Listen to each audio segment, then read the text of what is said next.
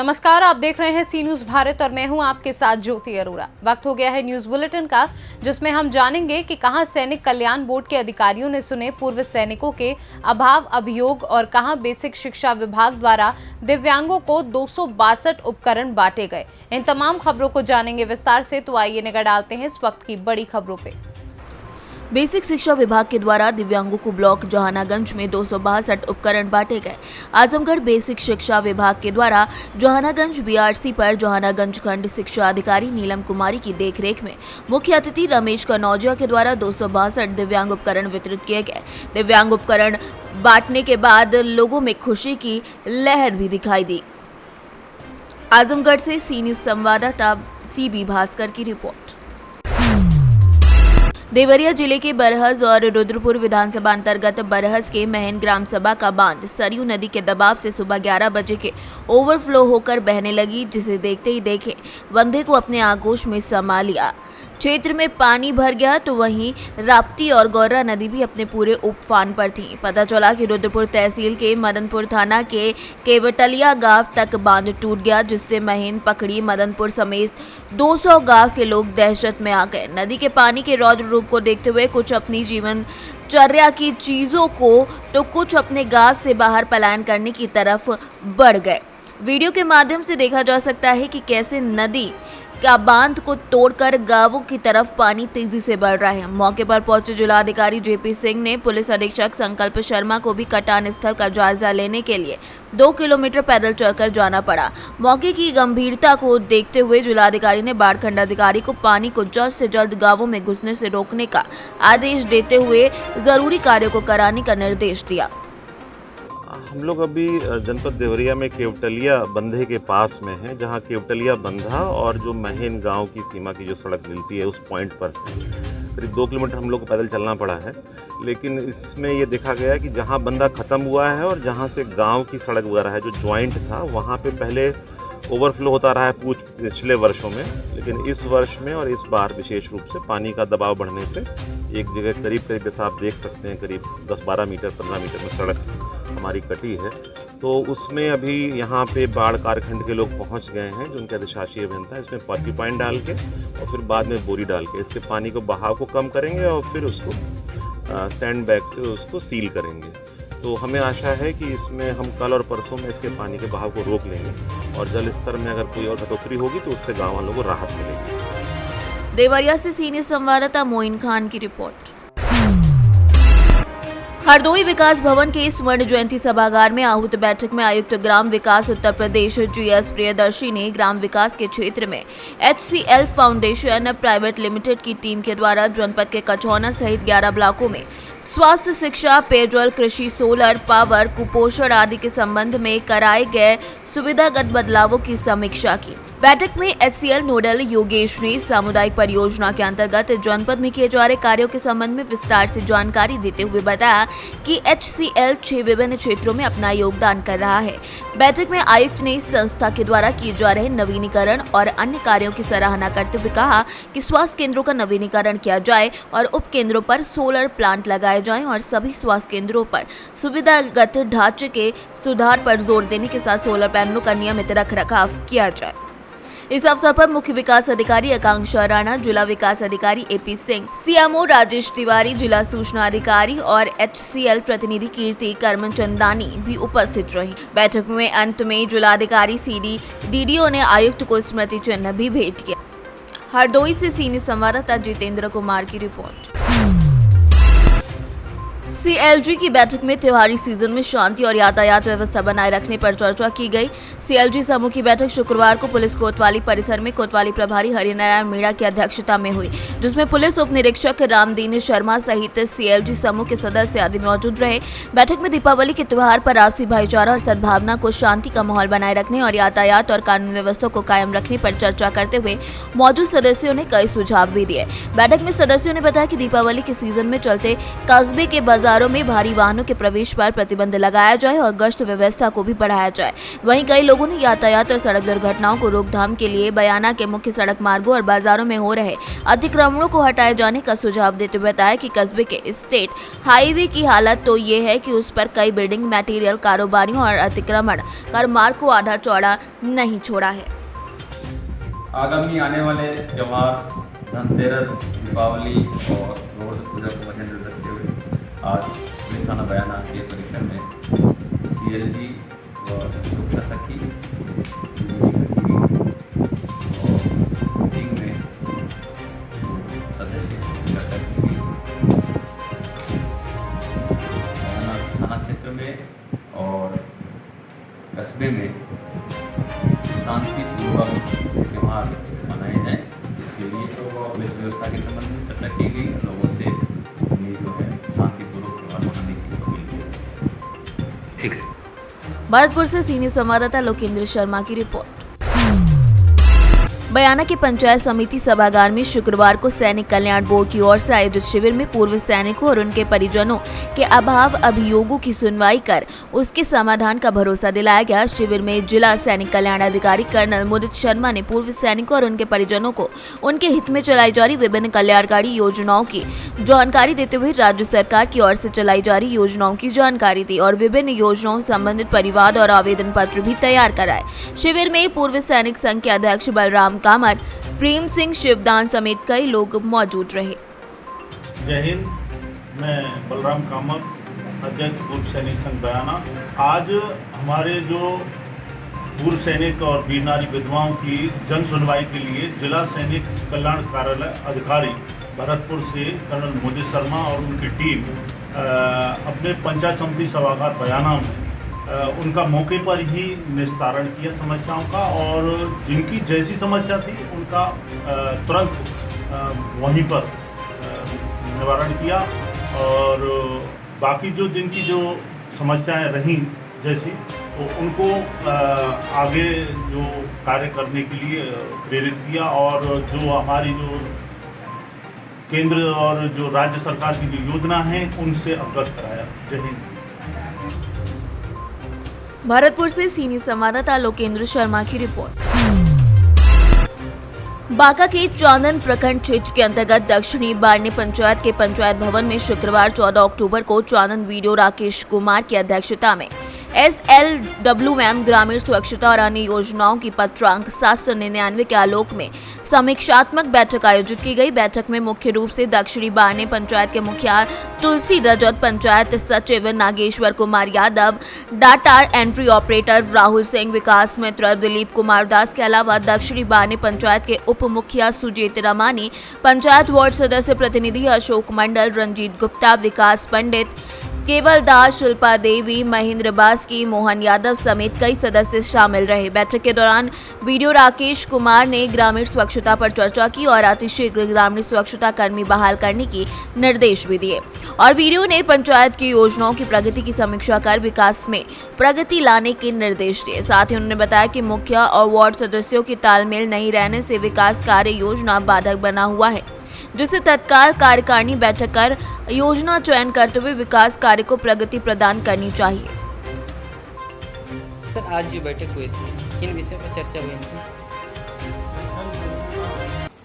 बैठक हुआ स्वच्छता से संबंधित कार्यों को प्रगति देने के लिए कार्यकारिणी का बैठक बुलाया गया, जिसमें सभी कार्यों को त्वरित गति से करने के लिए स्वीकृति दी गई। आप क्या हैं सर? मुखिया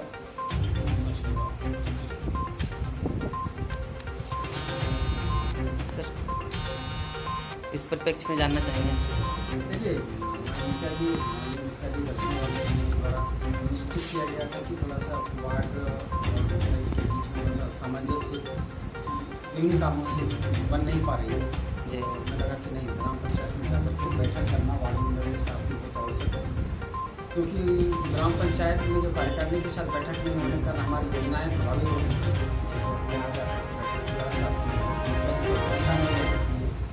और मुझे लगता है कि अब आने वाले समय में अच्छी तरीके से योजनाएं संचालित होंगी।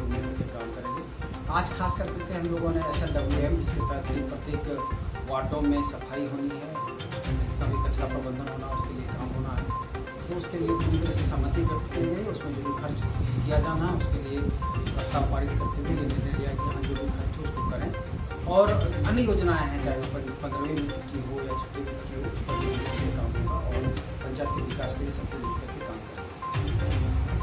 आपका परिचय सर? मैं राकेश कुमार चाहूँगा।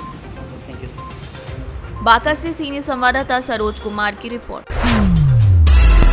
भागलपुर में होमगार्ड जवानों की बहाली को लेकर अभ्यर्थी जिलाधिकारी सुब्रत कुमार से मिलने कलेक्ट्रेट पहुंचे। अभ्यर्थियों की मांग है कि कई सालों से होमगार्ड जवानों की बहाली नहीं हो रही है। इसके लिए प्रकाशित की गई विज्ञापन संख्या 2009 और 11 की बहाली अब तक लंबित है। अभ्यर्थियों के मुताबिक पिछले 11 सालों से वो लोग बहाली का इंतजार कर रहे हैं। इस बीच सूबे के कई जिलों में होमगार्ड जवानों की बहाली कर ली गई है, लेकिन भागलपुर जिले में जो बहाली हुई है उसमें कई रिक्त पद हैं, फिर भी वो लोग उस पर नियुक्ति नहीं दे रहे हैं। अभ्यर्थी भागलपुर, नवगछिया, जगदीशपुर के अलावा कई प्रखंडों से पहुंचे थे। उन लोगों का कहना है कि 250 अभ्यर्थी ऐसे हैं जिनकी नियुक्ति अभी तक नहीं हो पाई है और जिलाधिकारी से कई बार आश्वासन पर भी ऐसी भर्तियां नहीं हो पाई हैं। हम लोग सेकंड लिस्ट के लिए आए हैं, जो कि सर आप बुलाते हैं, बोलते हैं 1 महीना रुकिए, 1 सप्ताह रुकिए, बार बार हम लोग सप्ते आ रहे हैं, लेकिन कोई अभी फिक्स डेट नहीं है कि कब आएंगे सेकंड लिस्ट। बस उसी के लिए आ रहे हैं। आवेदन दिए गए? जी 2 बार आवेदन दिए हैं, आवेदन खारिज कर देते हैं, पता नहीं जांच सर करते हैं कि नहीं करते हैं। और हम लोग ग्रामीण से आते हैं, शहरी प्रखंड में मतलब जितना 4 नंबर 5 नंबर 6 नंबर महिला लोग लाई थी सबका सिलेक्शन हो गया। हम लोग सिर्फ ग्रामीण से आते हैं, हम लोग 8 नंबर लाए हैं, हम लोग को बाहर कर दिया। क्या लगता है कहीं धांधली हो रहा है क्या? अब इतना हम लोग तो इतना नहीं बता सकते हैं क्या हो रहा है अंदर, लेकिन जब सर शहरी में इतना सीट है तो ग्रामीण में क्यों नहीं? ग्रामीण में बेरोजगार नहीं है, शहरी में सिर्फ बेरोजगार हैं। नाम बताइए। शीला कुमारी। भागलपुर से सीनियर संवाददाता राहुल कुमार सिंह की रिपोर्ट। खबर हमीरपुर से सामने आई, जहां ग्राम प्रधान संगठन ने डीएम को ज्ञापन सौंपा। अपनी 8 सूत्री मांगों को लेकर ये ज्ञापन उन्होंने सौंपा। सचिव के द्वारा समय से भुगतान न करना, ग्राम पंचायतों में भूसे की कमी को लेकर ये ज्ञापन दिया गया है। ग्राम प्रधान टिकरौली के पावर सीज को बहाल करने के लिए भी ज्ञापन दिया गया है। जिलाध्यक्ष ने कलेक्ट्रेट में सभी प्रधानों के साथ प्रदर्शन किया। और किन समस्याओं को लेकर किया है? हम अपनी समस्याओं को लेकर जो अन्ना पशु थे, आज तक उनका ना भूसे की व्यवस्था है और ना कहा भी गया कई बार कि भूसा का पैसे की व्यवस्था कराई जाए, तो अभी तक किसी ने सचिव साहब ने जवाब नहीं दिया है। और बार बार हम लोग गए भी हैं डॉक्टर साहब के पास कि जानवरों की एंट्री कर ली जाए, उसके बाद भूसा का जो पैसा आना है। और अन्य कई ऐसे खर्चे हैं जिससे कि चरवा जो चारा चराते बरेली जानवर चराने जाते हैं, उनका अभी तक कोई भुगतान नहीं कर पाए हम लोग। और ऐसी कई समस्याएं हैं जो गौशाला में बनी हुई है। और गांव के जो किसान व्यक्ति हैं उन्होंने अन्ना पशु छोड़कर जो छोड़ देते हैं, उसके बाद में किसान प्रधान लोगों को बदनाम किया जा रहा है। इसमें प्रधान बंधु जो जानवर गौशालाएँ में हैं वो अपना समय से बरेलियों द्वारा चरवाने भेजते हैं, उसको दोबारा बंद करते हैं। आज आप डीएम साहब के पास आए तो क्या मांगे हैं आप? हम लोग ये चाहते थे कि जो अभी तक भूसे का पैसे नहीं आया है, हम लोग भूसा खिलाए हैं, तो उसकी ऐसी व्यवस्था कराई जाए कि वो पैसे आ जाए, तो जिससे संचार रूप से गौशाला चलाई जा सके। क्या नाम आपका, किस गांव से आए हैं? अरविंद कुमार, ग्राम पंचायत पचपुरा। कहाँ पर आए, किस संबंध में? जिलाधिकारी महोदय गौवंश और अन्य गौवंश भरण पोषण का पैसा हम लोगों को जब से हमारी प्रधानी शुरू हुई है 1.5 वर्ष हो चुके हैं, सिर्फ 4 बार पैसा मिला है, जबकि हर गौशाला में कम से कम 4 या 5 कर्मचारी होते हैं। उनको पैसा देना, जानवरों के लिए भूसा रखना, वो सब बिल्कुल भी संभव नहीं है छोटे ग्राम समाज के लिए। दूसरी बात यह है कि जहाँ पर हम लोगों से मांगा जाता है कि आप डिमांड दे दीजिए, हमने डिमांड दे दी, 2 बार दे दी, 3 बार दे दी, 4 बार दे दी, अब वो पैसा भी सैंक्शन होकर आके पड़ा है, वो अभी तक अकाउंट में नहीं आ रहा है। ये समस्याएं तो अधिकारी या सरकारी तंत्र की वजह से है। ग्राम प्रधान कहाँ तक झेलेगा इसको हम चाहते हैं कि भरण पोषण का अलग खाता हो, सीधे हमारे पास पहुँचे पैसा, हमसे सीधा सरकार ले। हमको बीडीओ बीच में, सीबीओ बीच में, सीडीओ बीच में, इन सब से कोई मतलब नहीं। हमारे खाते में पैसा है, कहाँ से आ रहा, कैसे आ रहा, कौन सा डायरेक्ट डेबिट लगाएंगे वो मुझे नहीं पता। और दूसरी समस्या ये है अन्ना जानवरों की। अन्ना जानवरों को लोग, जो गांव के लोग हैं वो ही जानवरों को छोड़ देते हैं। प्रधानों ने बहुत प्रयत्न किया है और उनके प्रयत्न को प्रशंसनीय है वो कि उन्होंने सारे जानवरों को गौशाला में बंद किया, किंतु गांव के लोगों का सहयोग नहीं है इस बारे में, उसके कारण बाकी जानवर बाहर रहते हैं।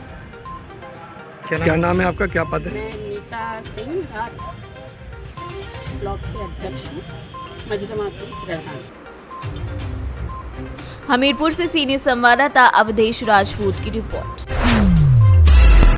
हमीरपुर के अंतर जनपदीय वाहन चोर गिरोह का एक काफी बड़ा खुलासा किया गया है। चोरी के 12 वाहन सहित 2 आरोपी गिरफ्तार किए गए हैं। साथ ही वाहनों की कीमत 1 करोड़ 10 लाख आंकी गई है। प्रदेश के कई जिलों से वाहनों को चोरी करके बेचने के लिए ये लोग धंधा करते थे। चोरी के 6 ट्रैक्टर और 6 4 पहिया वाहन बरामद किए गए हैं।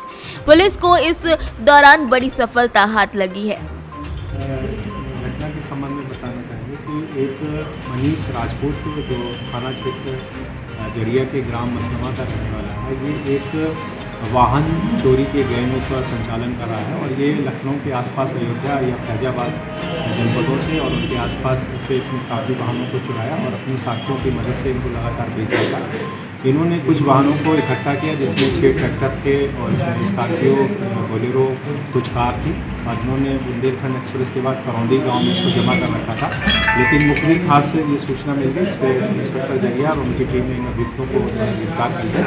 इनसे जो है तमंचे भी बरामद हुए, लेकिन जो मनीष राजपूत जो था उसकी गिरफ्तारी नहीं हो सकी तो फिर वो घटनास्थल से फरार हो गया। लेकिन इसमें 2 अन्य अभियुक्त और भारी संख्या में जो वाहन है उन्हें बरामद कर लिया गया है। इसमें अभियोग पंजीकृत कर लिया गया, इनको जेल भेजा गया। हमीरपुर से सीनियर संवाददाता अवधेश की रिपोर्ट। गोवर्धन में विभिन्न मुकदमों में पाबंद वाहनों की नायब तहसीलदार की मौजूदगी में पुलिस ने नीलामी कराई। 21 वाहनों की नीलामी बोली तकरीबन 7.5 लाख रुपए में छोड़ी गई। आपका नाम? फैजल खान। हाँ, आप बताइए कि यहाँ जो नीलामी हुई थी क्या संतुष्ट पूर्वक हुई? संतुष्ट है। हाँ, सभी व्यापारी यहाँ संतुष्ट है।